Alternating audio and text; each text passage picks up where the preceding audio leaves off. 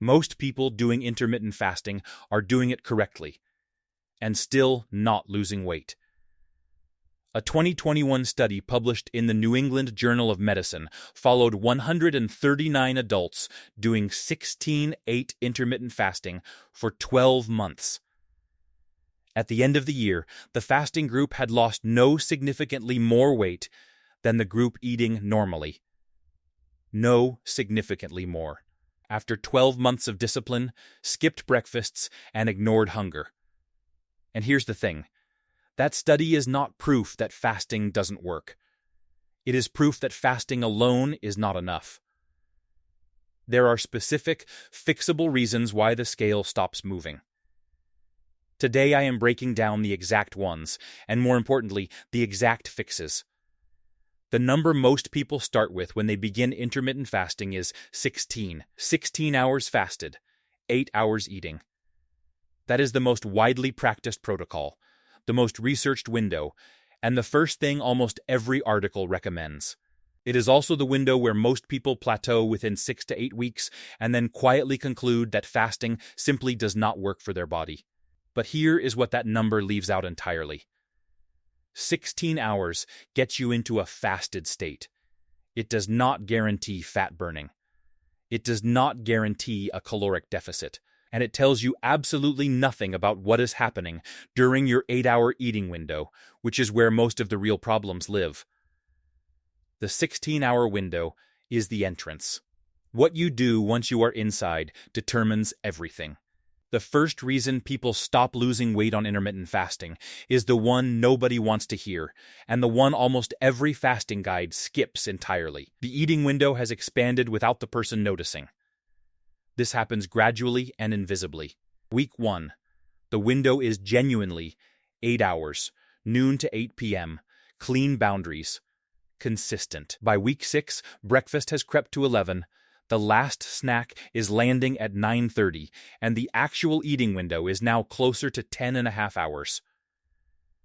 The person still believes they are doing 16,008. They are not. They are doing something closer to 13.5, which is barely different from normal eating patterns for most adults. A 2020 study in Cell Metabolism found that the average American's natural eating window, without any protocol at all, is already around 14 to 15 hours. If your fasting window has drifted back to 13 or 14 hours, you have not shortened your eating window. You have just renamed your existing habits. The fix here is precise and requires no willpower. Pick a hard stop time and a hard start time. Write them down.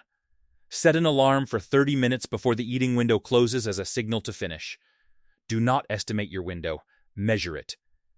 Estimation is how the window expands. The window you think you are keeping and the window you are actually keeping are often not the same thing, and that gap is frequently the entire explanation for why the scale has not moved in weeks. A useful tool here is a simple notes app on your phone. Log the first bite time and the last bite time every single day for 1 week.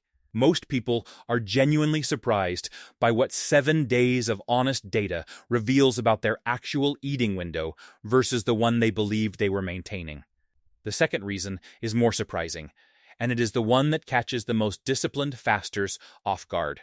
What you eat during the eating window is overriding the hormonal benefits of the fast. Intermittent fasting works through 2 primary mechanisms: caloric reduction through a compressed eating window, and hormonal changes driven by the fasted state, specifically reduced insulin and increased fat oxidation. But if the eating window is filled with highly processed foods, refined carbohydrates, and frequent snacking across the full 8 hours, insulin levels spike repeatedly throughout the window. The hormonal benefit of the fast is partially erased by the eating pattern that follows it. Think of someone like James, 34, been doing 16/8 for 3 months, genuinely committed. His eating window runs noon to 8, but lunches a sandwich from the corner shop, he snacks at 3, has a protein bar at 5, and then eats dinner at 7:30. His insulin is elevated for virtually his entire eating window. The fasted state produced clean metabolic conditions for 16 hours. The eating window undid much of that work in the first 30 minutes. The fast was real. The benefit was compromised. James is frustrated because he is doing exactly what every article told him to do. The article did not tell him what to do inside the window. That omission is costing him the result. The fix is not eliminating food groups or going low carb. It is restructuring the eating window to have fewer, more complete meals with longer gaps between them. 2 meals instead of 2 meals and 3 snacks.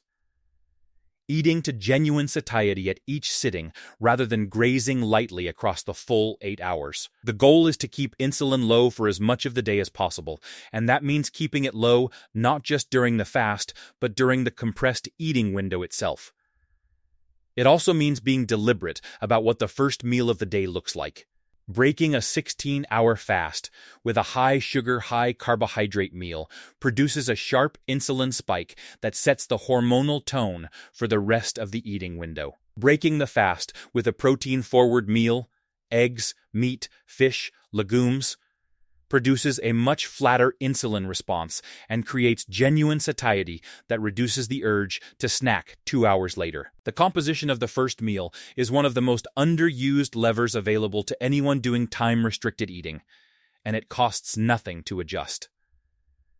Now here is where it gets genuinely interesting, because the next reason people plateau on intermittent fasting has nothing to do with food at all. The third reason is sleep, and specifically the quality and timing of sleep relative to the fasting window. A 2019 study published in the journal Obesity found that poor sleep quality increases ghrelin, the hunger hormone, by up to 24% the following day. It also reduces leptin, the satiety hormone, by a similar margin.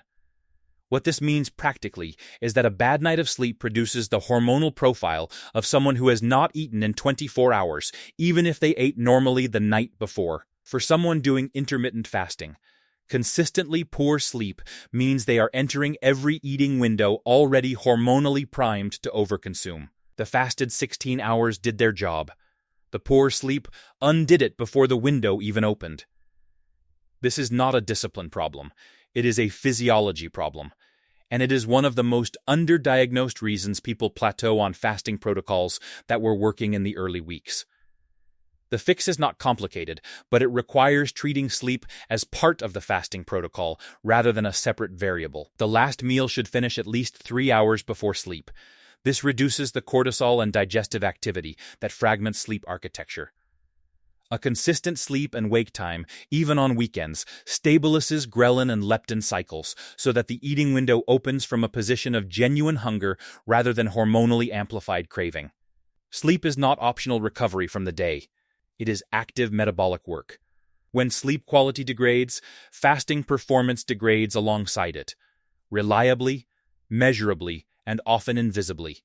The fourth reason is one that the fasting community has been slow to acknowledge because it challenges a core assumption of the protocol. Stress, and specifically elevated cortisol, can stop weight loss on intermittent fasting even when everything else is being done correctly. Cortisol is a glucocorticoid hormone. When it is chronically elevated, through work pressure, relationship strain, financial stress, or even excessive training volume, it raises blood glucose. Raised blood glucose produces an insulin response. That insulin response signals fat storage. This happens regardless of whether the person is in a fasted state, because cortisol acts upstream of insulin. A person under significant chronic stress can be maintaining a clean 16-hour fast, eating whole foods in a structured window, sleeping adequately, and still not lose weight, because their baseline cortisol level is keeping insulin elevated throughout the day. A 2018 review in Frontiers in Neuroendocrinology documented this mechanism specifically and noted that cortisol-driven weight loss resistance is more prevalent in people who are already in a caloric deficit, because the physiological stress of restriction itself can compound the cortisol load. Most people trying to lose weight are already in some degree of caloric restriction, which means they are already carrying a stress load that the fasting is adding to, not reducing. This is the part of the conversation that requires the most honesty.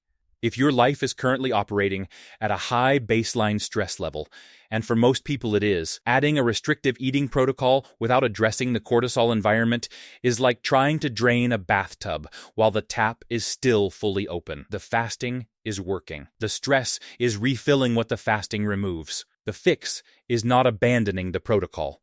It is taking the stress variable as seriously as the eating window variable, deliberate recovery, adequate sleep, and where necessary, temporarily reducing the intensity of the fasting window to lower the total physiological stress load. There is also a category of hidden inputs that almost nobody audits once the fasting routine feels established. Drinks. Specifically, the drinks that feel like they should be fasting compatible but are quietly producing an insulin response during the fasted window. A splash of oat milk in the morning coffee, a flavored electrolyte drink that contains maltodextrin, a protein shake taken before noon because the person read that it is technically fasting safe for weight loss goals. Each of these is individually small. Collectively, across a fasted window that is 16 hours long, they can produce enough of an insulin signal to meaningfully blunt fat oxidation for 2 to 4 hours at a time. The person is fasting by schedule. They are not fasting by physiology.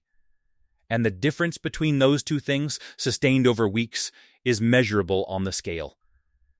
This is not about obsessive purity.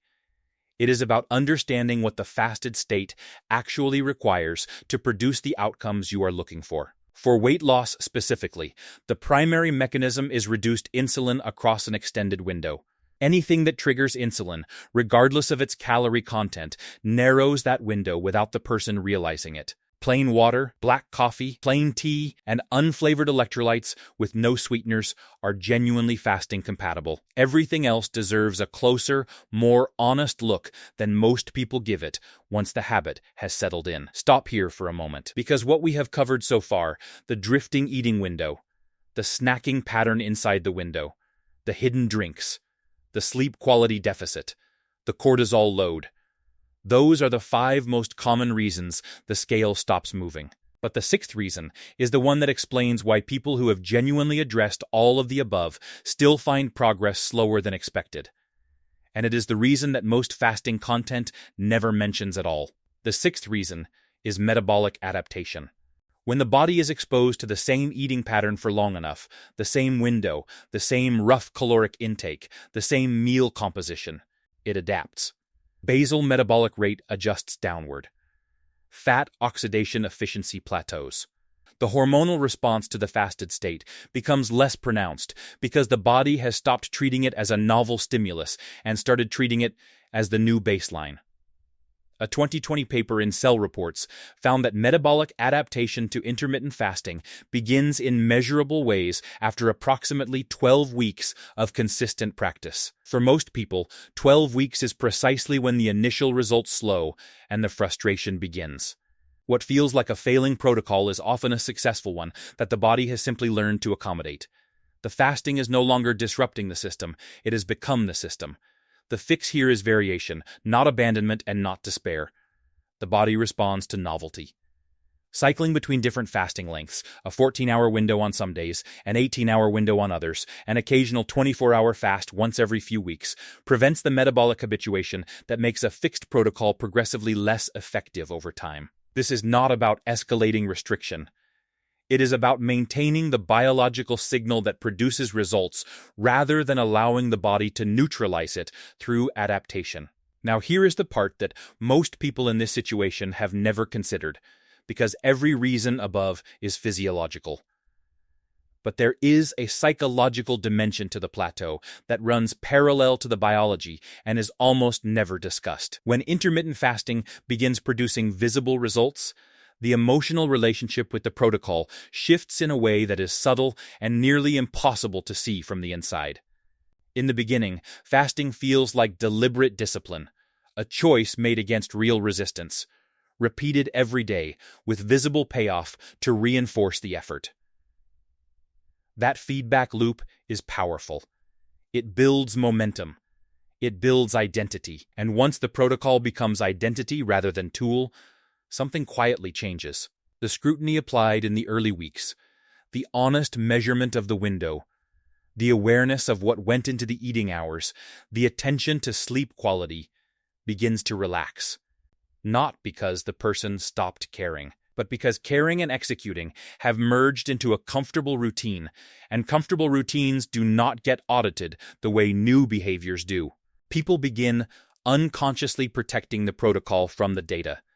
They explain away the plateau rather than examine the variables. They attribute the stall to their age, their metabolism, their hormones, anything except the eating window that is quietly expanded by 90 minutes or the evening snack that has silently re-entered the routine.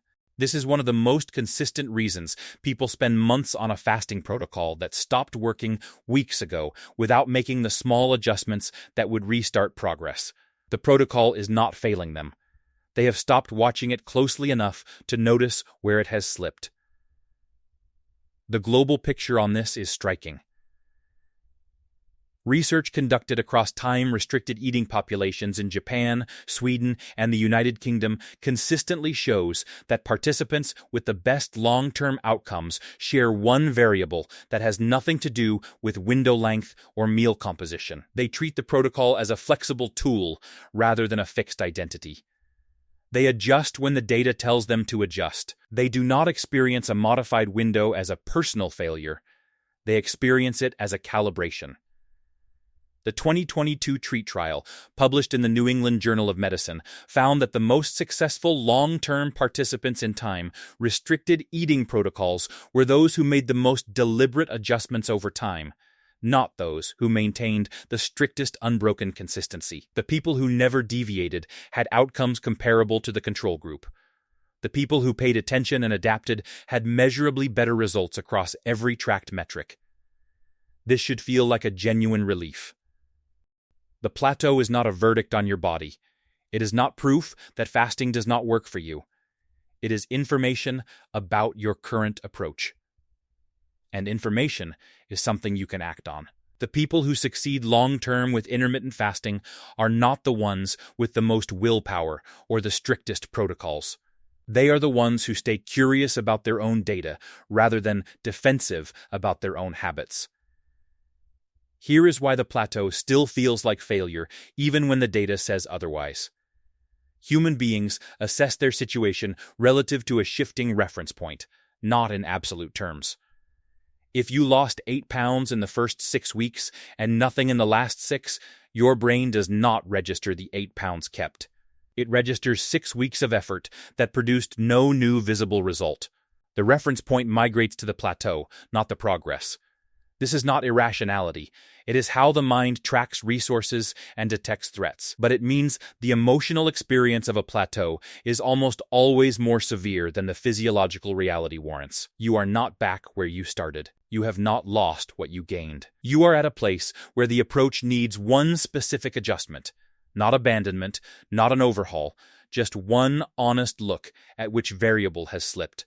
Here is what all of this comes down to. You are most likely not losing weight on intermittent fasting because of one or more of 6 specific fixable things. The eating window has drifted wider than you realize. The eating pattern inside the window is keeping insulin elevated across the full 8 hours. Hidden drinks during the fasted window are producing insulin responses you are not accounting for. Sleep is producing a hormonal environment that counteracts the work of the fast. Chronic stress is running cortisol high enough to block fat oxidation independent of what you eat. Or the protocol has been consistent long enough that the body has fully adapted and stopped responding. None of these are permanent conditions. None require starting over. Each one has a specific adjustment that takes less than a week to implement and less than 2 weeks to produce a measurable change. The one concrete thing worth doing today is this. Look at the last 7 days of your eating window. Not the window you believe you kept, but the actual first bite and last bite of each day. Write them down. Calculate the real average. If the average fasting period is below 15 hours, that is your first variable and your first fix. Close that gap before changing anything else. One adjustment, implemented with genuine consistency, will tell you within 2 weeks whether that was the primary issue. If it was not, you move to the next variable. Systematic troubleshooting, applied one specific variable at a time and measured honestly, will always outperform a wholesale overhaul of a protocol that was partly working and never properly examined. And here is the question this cannot fully answer for you. If the version of intermittent fasting you have been doing has stopped producing results, is the problem that fasting does not work for you? Or is it that the specific approach you took to fasting has simply reached the limit of what it can do without being deliberately and honestly adjusted?